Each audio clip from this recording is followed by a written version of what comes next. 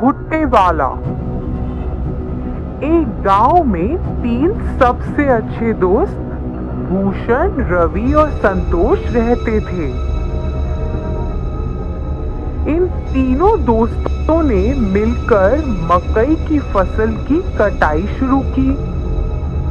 उनकी पत्नियां नाश्ते के डिब्बे के साथ रोज खेत आती थीं और अपने पतियों को खाना खिलाती थीं। तीनों किसान एक दूसरे के बहुत करीब थे, यहाँ तक कि उनकी पत्नियां भी एक दूसरे के बहुत करीब थीं।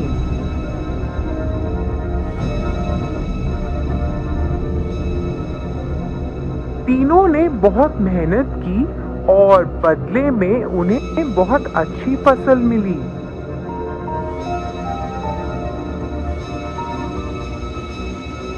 इसके साथ वे गांव के बाजार में मकई बेचने लगे।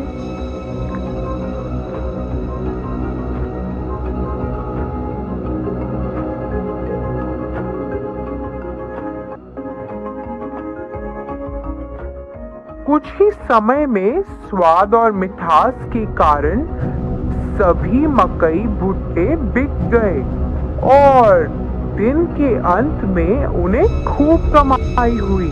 उन्हें जो भी मुनाफा मिलता था वह उस पैसे को अपनी पत्नियों को भविष्य में उपयोग के लिए दे देते थे। उन 3 दोस्तों के लिए फसल काटना, खेत में देखभाल करना,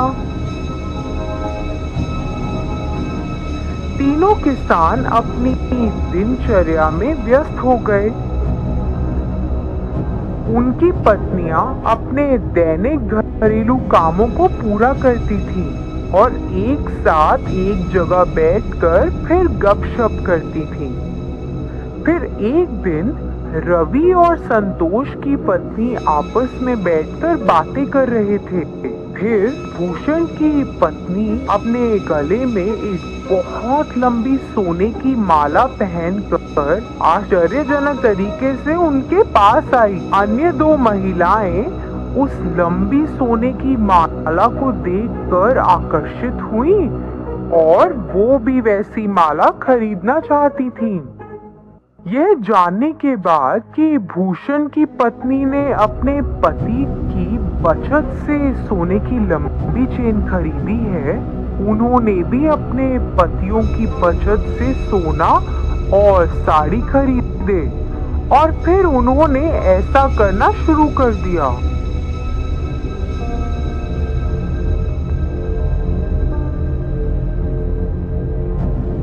पतियों ने अपनी पत्नियों को सोने की माला और महंगी साड़ी पहने देखा और उनसे इसके बारे में पूछा।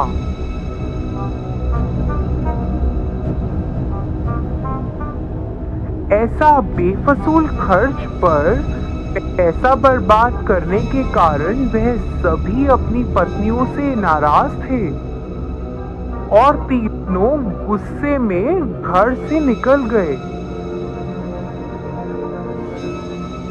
और सीधे खेत में आ गए। तीनों ने इस पर चर्चा की। वह उन्हें सबक सिखाना चाहते थे। उन्हें ऐसा लगा कि अगर वह अब सही निर्णय नहीं लेंगे तो भविष्य में नुकसान उठाना पड़ सकता है। इसलिए वे एक विचार लेकर आए जो इस मामले में उनकी मदद कर सकता था। इसे लागू करने के लिए सभी घर वापस गए।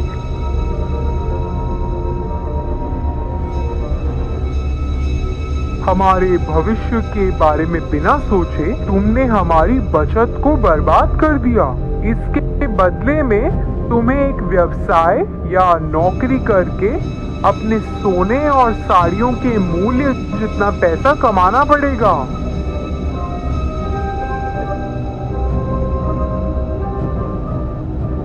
तुम तीनों आपस में फैसला करो कि इतनी बड़ी रकम कैसे कमाओगे और हमें अपना अंतिम फैसला सुनाओ।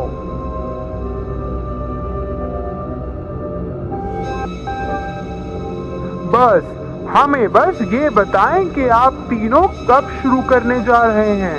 जल्दी निर्णय लो, आप महिलाओं के पास सिर्फ 30 दिन है।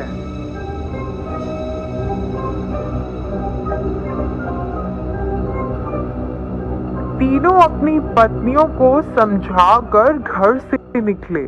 उसके बाद तीनों पत्नियां अपने सामान्य स्थान पर मिली। 30 दिनों में इतनी बड़ी कमाई कैसे संभव है? इतनी बड़ी रकम कमाने के लिए हमें ऐसा व्यवसाय शुरू करना होगा जो इस गांव में अभी तक नहीं है। यह क्या व्यवसाय हो सकता है?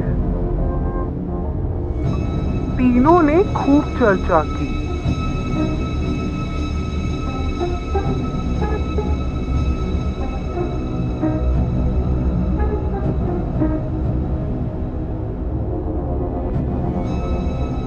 अरे मेरे पास विचार है। हमारे पति से सभी भुट्टे खरीदते हैं। हम 3 प्रकार के भुट्टे बेच सकते हैं, एक कच्चे, फिर एक तले हुए और एक वो जिस पर नींबू, नमक और काली मिर्च का लेप हो। अन्य 2 महिलाएं भी भूषण की पत्नी से सहमत थी। वे तीनों अपने पतियों के पास गईं और अपने विचार के बारे में बताया।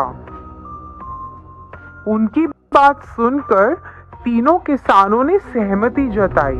उस दिन से उन तीनों ने बहुत मेहनत करना शुरू कर दिया, जैसा कि उन्होंने अपने पतियों से वादा किया था। उन्होंने अपनी दुकान के ठीक सामने एक बोर्ड लगाया जिस पर लिखा था कच्चा भुट्टा 15 रुपए, तला हुआ भुट्टा 20 रुपए और तला हुआ भुट्टा नमक, नींबू और काली मिर्च के साथ 25 रुपए। एक महिला ने भुट्टे का छिलका उतारा, दूसरी ने भुट्टे को भूना और तीसरी ने भुट्टे पर नींबू, नमक और काली मिर्च का लेप लगाया। बाद में उन्होंने उसे बेचकर पैसे कमाए। हालांकि ये महंगा था, पर फिर भी लोगों ने उससे खरीदना शुरू किया। 2 दिनों में ही काफी लोग भुट्टे लेने के लिए आए। उस मीठे रसीले भुट्टे के लिए लोग लंबी कतार में खड़े होकर इंतजार कर रहे थे।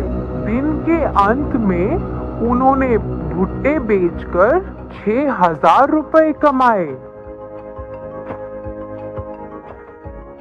इसी तरह से यह 30 दिनों तक जारी रहा और उन्होंने लगभग 1,80,000 रुपए कमाए। 31वें दिन वे तीनों अपने व्यवसाय से कमाए हुए पैसे लेकर अपने पतियों के पास गईं।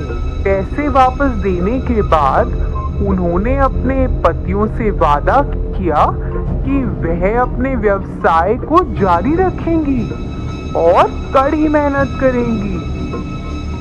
इसी तरह तीनों महिलाओं को पैसों और मेहनत का मूल्य पता चला। उन्हें अपनी गलती का एहसास हुआ। उन्होंने पहले की गई गलती को कभी नहीं दोहराया। उन्होंने अपने पतियों के काम में हाथ भी बटाया। बहुत सारी कमाई के साथ वे नाम और प्रसिद्धि के साथ खुशी से रहते थे।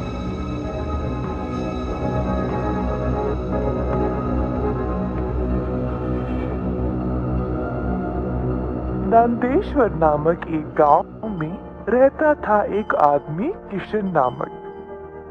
किशन सब्जी बेचकर अपनी रोजी रोटी कमाता था।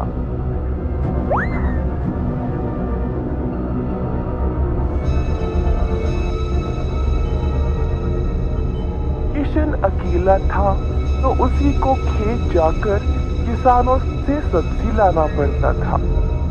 अपनी मेहनत की कमाई किशन बहुत संभाल कर जमा करता था।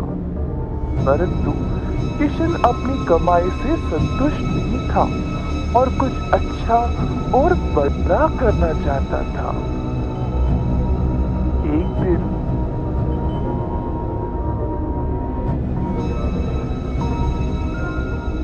किशन सब्जी बेच रहा था जब एक बूढ़ी महिला अपने सिर पर सब्जी की टोकरी लिए जा रही थी। सब्जी ले लो, सब्जी ले लो। किशन उस बूढ़ी औरत को देखकर हैरान रह गया।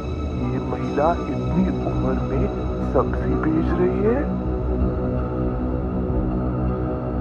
किशन के सब्जी बेचने से पहले ही बूढ़ी महिला ने घर घर जाकर सब बेच दिया।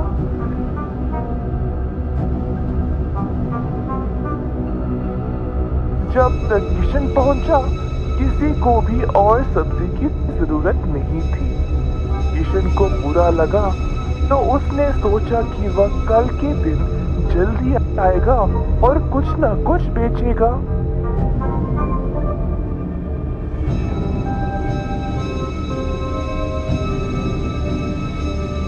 परंतु अगले दिन भी वही हुआ।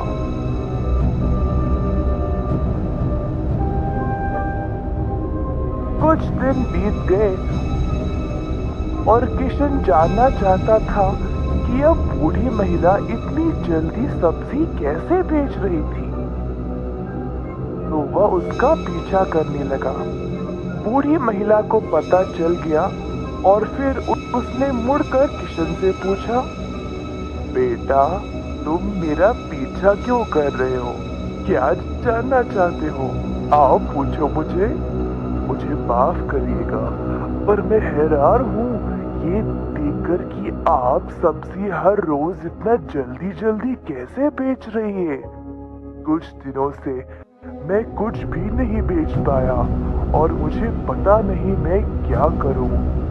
मैं तो कई सालों से सब्जी बेच रही हूँ बेटा, और मैं इस काम से कभी नहीं थकती हूँ। तो बेटा, तुम रोज क्या करते हो? मैं किसानों के पास से सब्जी लेता हूँ और फिर गांव में आकर बेचता हूँ। जो भी कमाई है उससे अपना गुजारा करता हूँ। अब आपकी वजह से कई दिनों से मैंने कुछ भी नहीं कमाया। किसानों से सब्जी क्यों लेते हो? खुद की सब्जी क्यों नहीं उगाते? मुझे मदद के लिए कोई नहीं है। मैं एक छोटी सी झोपड़ी में रहता हूँ और मेरे पास कोई जमीन भी नहीं है खेती बाड़ी करने के लिए। तुम्हें कोई बड़ी जमीन की जरूरत नहीं है। अपने घर के इर्द गिर्द जितनी भी जगह है उसमें ही तुम सब्जी उगाना शुरू करो। मुझे ये बोलने के लिए बहुत शुक्रिया अम्मा। अब केवल उगाना ही नहीं, अच्छी उर्वरक का उपयोग भी करना, तब तुम्हारी फसल अच्छी होगी। किसान सीधा घर गया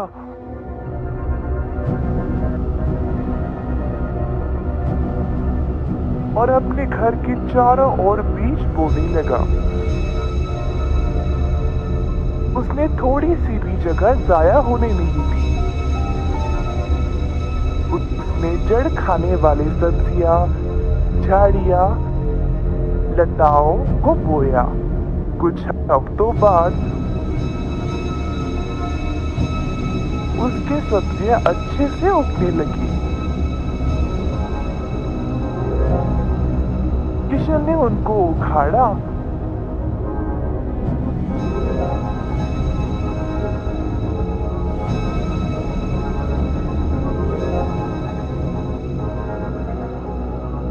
और गांव गया बेचने के लिए।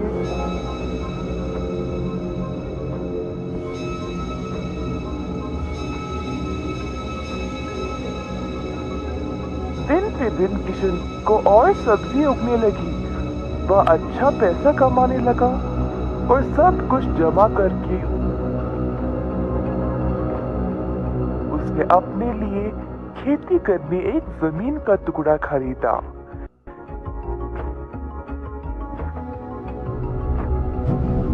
किशन अब खेती बाड़ी करने लगा और उसकी फसल अच्छी खासी निकलने लगी। जल्द उसने एक सब्जी की दुकान खोल ली, कई तरह के सब्जियों के साथ। गांव के सारे लोगों को किशन की सब्जियां अच्छी लगने लगी और उसी के पास आने लगे सब्जी खरीदने। किशन ने अब नौकर चाकरों को भी काम में लगाया और अब अपनी दुकान को और बड़ा कर दिया। 1 साल के अंदर ग्राम प्रधान ने देखा कि कैसे किशन ने मेहनत करके अपने आप को खड़ा किया है। उनको किशन बहुत पसंद आया और अपनी बेटी का हाथ किशन को विवाह में दे दिया। किशन के पास अब एक सफल कारोबार, एक सुंदर परिवार और एक अच्छा जीवन था। अतः थोड़ी सी बुद्धि और मेहनत से उसका सपना पूरा हो गया।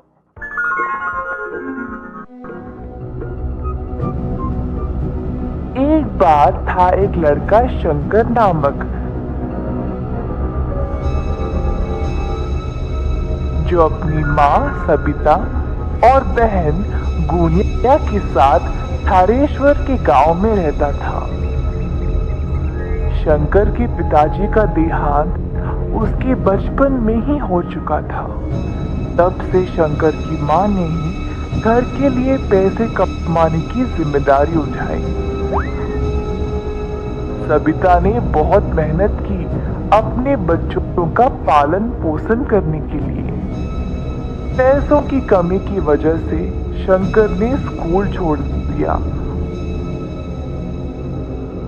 और अपनी माँ के साथ काम करने लग गया, पर उन्होंने गुनिया की पढ़ाई को नहीं रोका। सबिता इमारतें बनाने वाले साइटों पर मजदूरी का काम करती थी। शंकर भी जो अपनी माँ के साथ काम पे जाने लगा, उसने देखा कि ये माहौल कुछ अलग और अनोखा था। कैसे ईंटों को जमा करके सीमेंट भर के दीवारें चढ़ाई गई जा रही थी, कैसे रेत और सीमेंट को मिलाया जा रहा था, फिर पूरे दीवार पर सीमेंट लगाया जा रहा था, फिर सूखे सीमेंट को जमाने के लिए पानी डाला जा रहा था और अंत में रंग लगाया जा रहा था। ये सब शंकर को बहुत पसंद आया।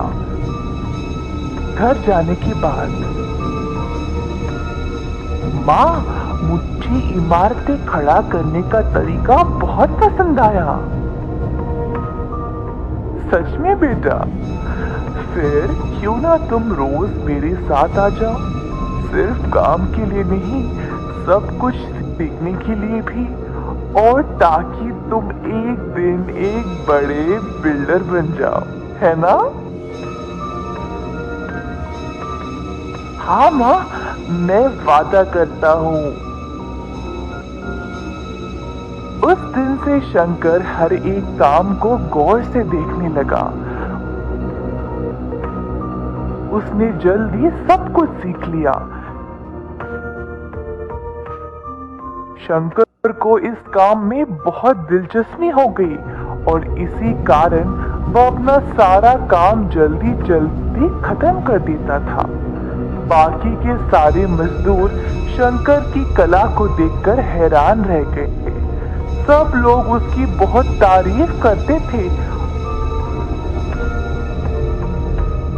और उसकी माँ को भी अपने बेटे पर बहुत गर्व महसूस होता था। इसी तरह शंकर ने 4 साल तक मन लगाकर काम किया। इसी दौरान शंकर की माँ की तबीयत अचानक से खराब हो गई और वह काम पे जाना बंद कर दी। अब शंकर अकेला था, जिसको बीमार माँ को भी संभालना था और अपनी बहन की पढ़ाई को भी। सेटों पर कमाई उनके लिए काफी नहीं थी, तो शंकर ने सोचा कि वह खुद का कंस्ट्रक्शन का कारोबार शुरू करेगा। माँ, तब तक मैं मजदूरी का काम करूंगा। अगर हमें हमारी समस्याओं को समाप्त करना है तो मुझे लगता है कि मैं खुद का कारोबार शुरू कर लूं। मेरे बच्चे, ये तो बहुत ही अच्छा विचार है, पर पैसों के बिना कोई काम शुरू कैसे करोगे? मेरे पास एक योजना है माँ। मैं चंपकलाल सेठ के घर पर काम कर रहा था। उन्होंने मेरा काम देखकर बोला कि वो मुझे जब भी जरूरत हो तब वो मेरी मदद करेंगे। अब उनके घर का काम अधूरा रह गया है। मैं उनसे पैसे लेकर उनका काम खत्म कर दूंगा। तुम बहुत बुद्धिमान और कलाकार हो बेटा। जाओ और सेठ साहब से बात कर लो, देखते हैं क्या होगा। शंकर चंपकलाल के पास जाकर अपनी योजना के बारे में उनको बोलता है।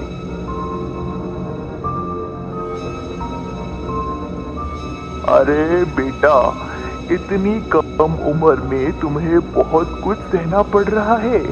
मैं तुम्हारी मदद जरूर करूंगा, पर ऐसे काम करने के लिए तुम्हें कम से कम 10 बंदों की जरूरत है।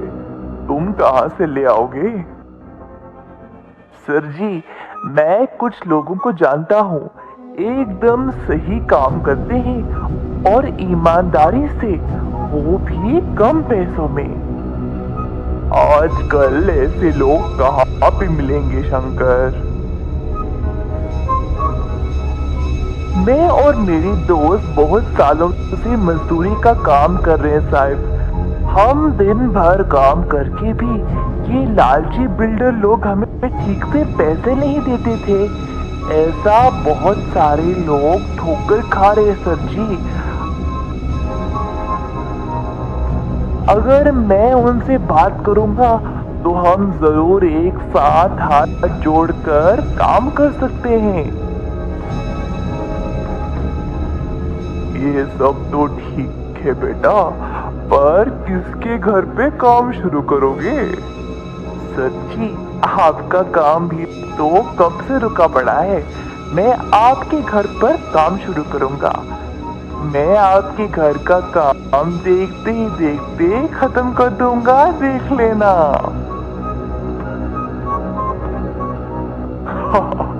ठीक है बेटा, जाओ और भगवान का नाम लेकर ये शुभ काम शुरू करो।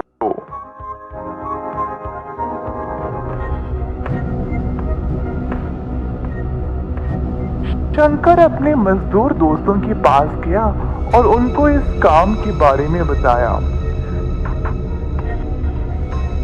सारे दोस्त इस विचार से खुश थे और तुरंत शंकर ने उनको काम के लिए पैसे भी दे दिए। अगले दिन से सबको काम पे लगना था। अगले दिन शंकर के दोस्त आए अपना अपना सामान लेकर।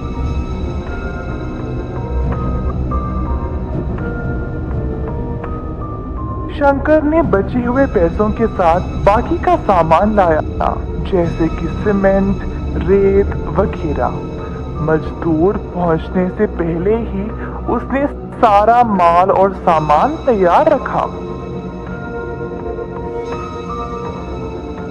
सब लोग इस नए काम को लेकर बहुत खुश थे, क्योंकि सब जवान थे। वह काम भी जल्दी जल्दी खत्म करने लगे।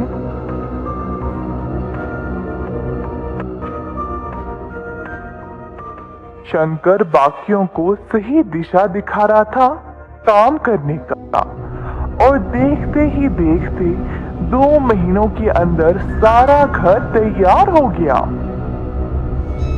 चंपकलाल का ये नया घर देखकर सब लोग हैरान रह गए।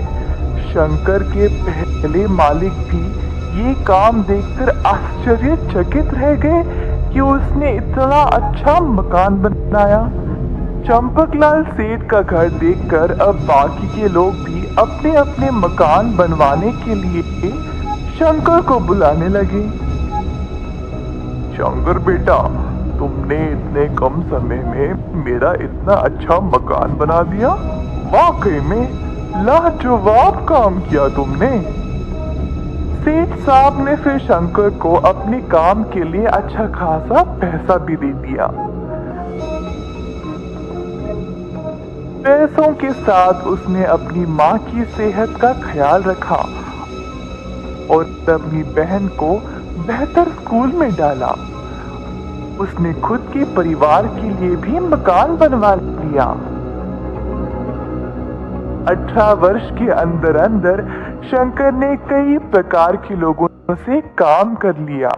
उसने अपनी कला का इस्तेमाल किया मेहनत के साथ, जिसकी वजह से उसको प्रशंसा मिली। अंत में उसने अपने परिवार को सुखी भरा जीवन दिया।